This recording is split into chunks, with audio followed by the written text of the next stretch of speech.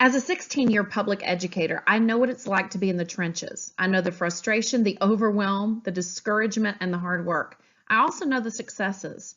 The mission of my blog is simple: to help you find your more. More time, more from technology, more student engagement, and more hope.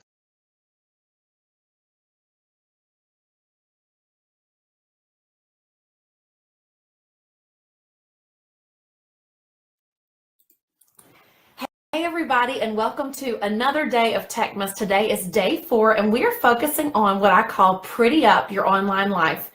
Before we get started, I want to tell you a recipe that I was promising to share with you, and I will post this in the comments at the end of the video. I'm sorry you can't see me, but Facebook at this point will not allow you to show your face and screen share, and so I'm prioritizing what you can see.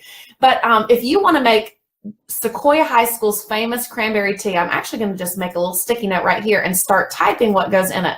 I got this from Sweet Ann Wallace. She retired maybe 5 years ago from Sequoia, but this is such a hit, and you might call it where you're from, wassail. So if you've ever heard of "Here we come a wassailing among the leaves so green," then just know this is that same thing. So here's what you do with it, okay? You're going to make about 12 cups of strong tea.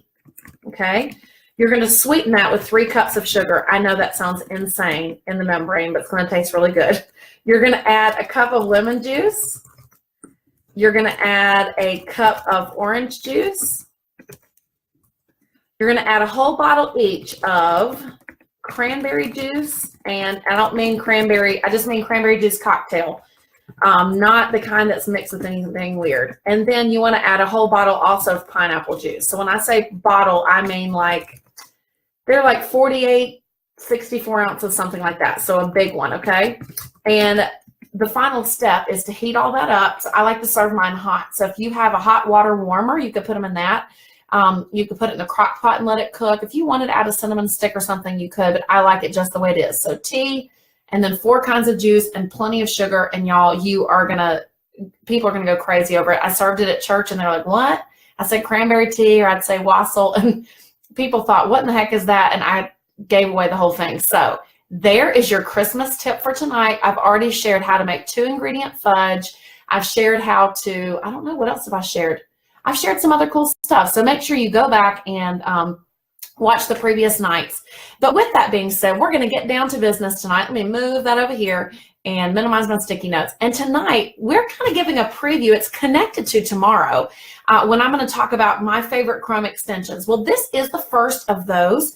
I was going to show you a website tonight, and come to find out that website is no longer compatible with what I was going to show you. So you're going to get a preview tonight. So I have visited, I'm in my favorite browser here, I'm in Google Chrome, and the reason I love Chrome so much is because you can add apps and extensions. We'll talk more about the difference between those tomorrow night, how to get them, in more detail. But for tonight, if you're following along, if you want to open your Chrome browser and you want to go to the Chrome Web Store, you can just search for that. Just type in Chrome Web Store on Chrome and you will find it there. When you get there, you're going to type over here, just like I have, the word emoji in the search bar, and the extension that I have added to do tonight's activities is called Emoji for Google Chrome. You can tell I've already added it, but if you had not, you'd be able to add to Chrome right there, okay? So it's just Emoji for Google Chrome. It's been working great. I've used it for several months, okay? What is the point of having that? Well, let me just give you a preview here. I'm going to go into my LMS that I use at school, although this same technique would work with whatever different cloud service you're using. So let's talk about why you might want to use emojis before, and then we're going to get into the down and dirty how to do it, okay? So I have several reasons, 4 to be exact, that you might want to use emojis to pretty up your online life. Number 1, they're just fun. If you're like me, my husband said one time he had lost his wife to Pinterest. I just like pretty colors. I like attractive things. So if nothing else, all these emojis on here make me happy, okay? So that's one reason, but we've got some more practical ones too. What about color coding? I'm going to show you in just a minute how you can color code in Google Drive, but you can also kind of hack and do that in other different areas of your online life. But in Google Drive, there is a color code feature, or you can do that with emojis. What else can you do with them? Well, let's say you have young readers, or you have English language learners, or you have students who aren't young readers, but they're reading below grade level, and they need visual cues. Then emojis can help draw their attention to that. And then if you're like me, you can see just in my Google Drive, which is just really personal stuff. I don't use Google Drive for school. I use my OneDrive for school. But just in my Google Drive or in my OneDrive, look how many files I have. Last time I checked, I had about 30,000 files in my OneDrive because I have taught 4 different grade levels. And now I'm in instructional technology. So I have so many files. It can get overwhelming to look at all of that and just visually see where you're going. Even though we can read, our eyes get tired. So think of emojis as a way also to quickly draw your attention visually. Now you can tell I haven't done a lot of emojis in my OneDrive yet, so we'll play with that a little bit tonight. But for good reasons. Color code, make it fun, help your little ones and your struggling ones to find files quickly. And then finally, it's a symbol of contents for you so that you kind of have a visual cue of where you're going. So let's go to that emoji extension that I talked to you about a minute ago. I showed you where to get it. It looks like this little one-eyed, pop-eyed looking thing. And if I hover on my Google Chrome toolbar, it's called Emoji for Google Chrome. Okay, so that's what I'm going to use. And I just want to show you some different ways that you could use this. So let's go ahead and start on my OneDrive where I am right now. I am going to click on this extension. And it does have a search feature. I haven't found that I always find what I'm looking for, but I can go and search there. But I want to go specifically to the idea one because that's the little thing that looks like a light bulb. It's more like your symbols, okay? So let's say that I'm going to do, for this particular purpose, I want to be able to recognize everything that is a literature class that I taught. I think this stack of books works for that. So I'm going to click the stack of books. And what it does is it goes down here. You can see it's kind of simplified there. Once it gets there, I can come over to this copy button. So I can't copy straight from here. Like if I try to right click, nothing will happen. So I click, it goes down here, and then I can copy from there. Now what can I do with it? Well, lots of things, but let's show you on my OneDrive. So I'm going to go to, for example, my 10th Lit Comp.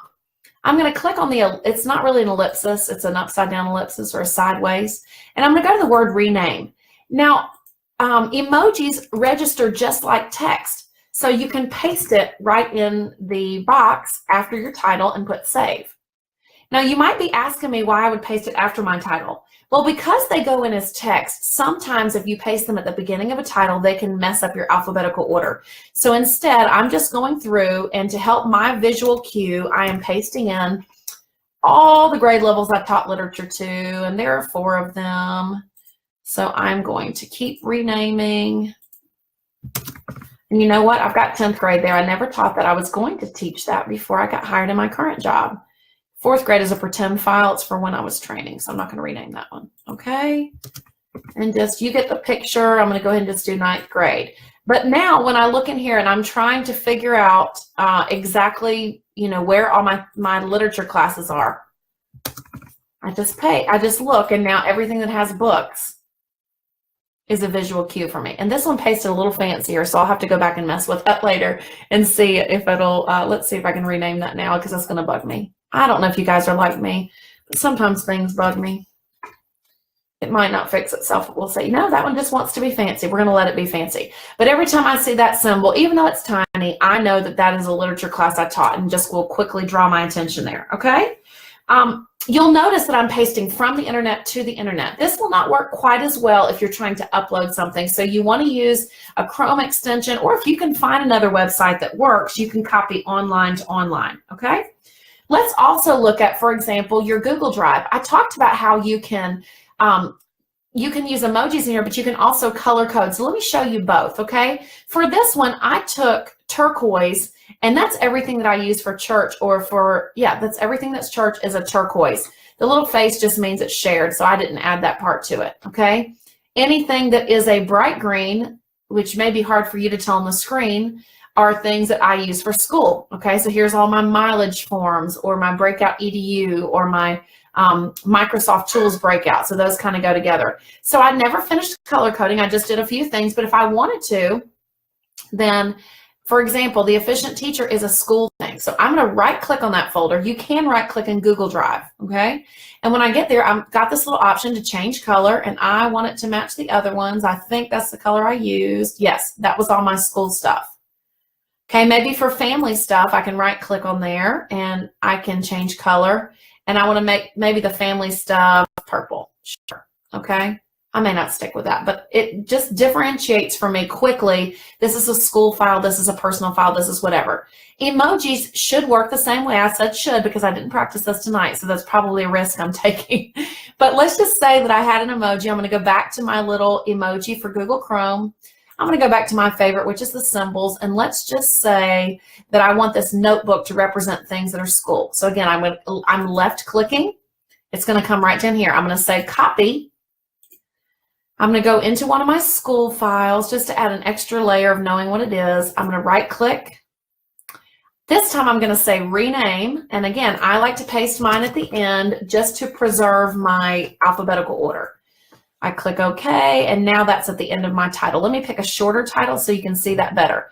Let me see if I can do one for church. So I'm going to come up here. I'm going to try the search feature live with you. That's probably a dangerous thing as well. Oh, look, there's a church. Click it. I'm left clicking. I'm copying again with my left click. I'm going to come back down here to church. I'm going to right click. I'm going to rename. And I am going to add that right there. Okay.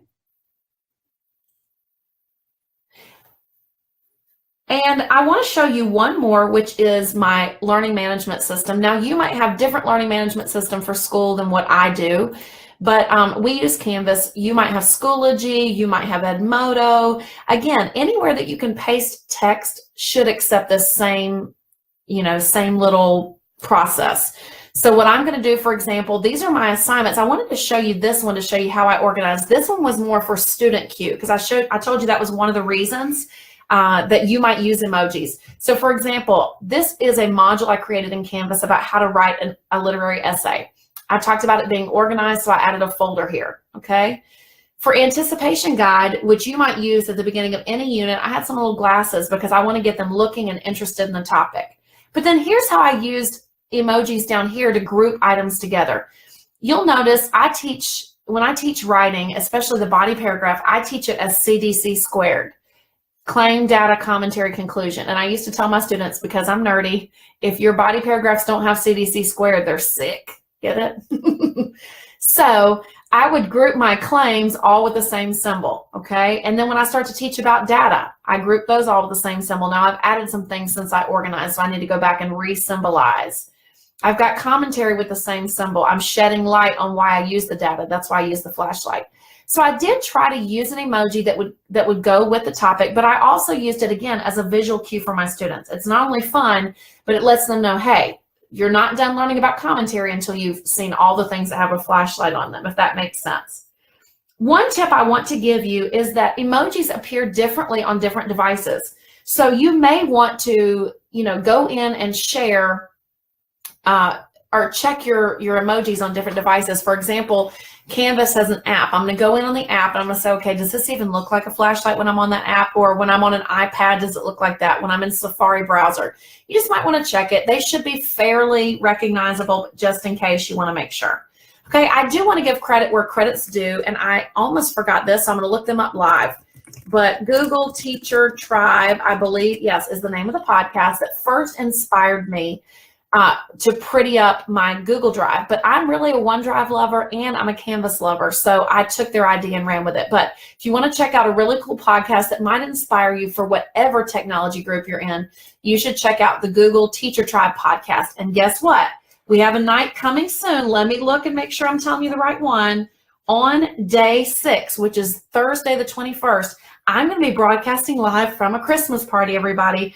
I'm going to share a cool idea for a stocking exchange, and I'm going to talk to you about my favorite podcast.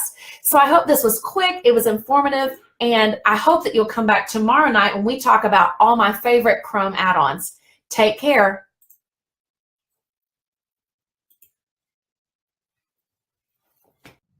Hey guys, I put my heart into these videos, so I hope you loved it. I hope you've loved all of them, but if you haven't, then make sure you go back and watch the previous videos. I'm making playlists for you all the time.